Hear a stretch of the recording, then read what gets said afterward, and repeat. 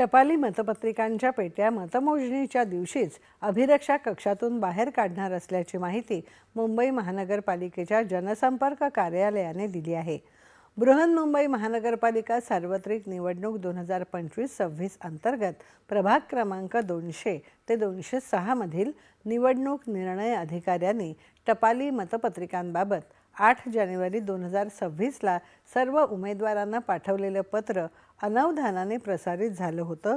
ते पत्र तत्काळ मागे घेण्यात आलं असून त्याऐवजी सुधारित पत्र निर्गमित करण्यात आलं। त्यानुसार आज टपाली मतपत्रिकांच्या पेट्या अभिरक्षा कक्षातून बाहेर काढण्यात येणार नाहीत, तर त्या उद्या काढण्यात येतील।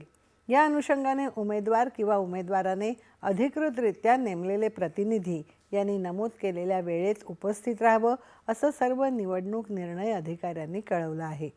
टपाली मतपत्रिकांचं प्रभागनिहाय विलगीकरण देखील त्याच वेळेला करण्यात येणार आहे, असं मुंबई महानगरपालिकेच्या जनसंपर्क कार्यालयामार्फत कळवण्यात आलं आहे।